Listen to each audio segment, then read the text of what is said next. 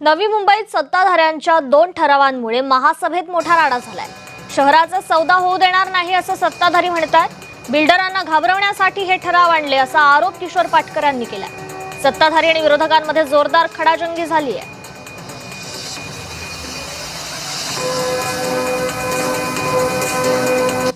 आताच केला होता ना इम्पॅक्ट असेसमेंट 2013लाच केला होता।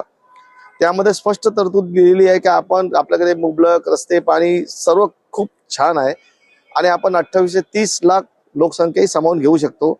पण फक्त दादागिरी आणि हेकेखोरपणा ह्याच्यामुळे सर्व आज ही परिस्थिती आलेली आहे की लोकांची घरं बनत असताना आज त्यांचं सर्व झालेलं आहे।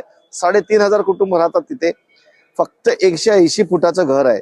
त्या 180 फुटाच्या घरातच त्यांनी अजून 10 वर्ष काढायची का? अख्खी पिढी खराब करायचा यांचा हेतू असून हे लोक फक्त बिल्डरांना घाबरवण्यासाठी करत आहेत, दुसरा काही नाही। स्वयं पुनर्विकासासाठी देखील आम्ही नवीन धोरण तयार केलेलं आहे।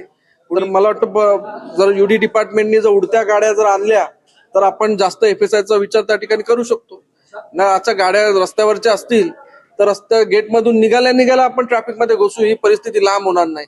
आणि आता माझं सगळ्या त्या दलालांना सांगणं आहे की तुम्ही तुमच्या नफेसाठी या शहराचा सौदा करू नका। या शहराचा सौदा आम्ही होऊन देणार नाही।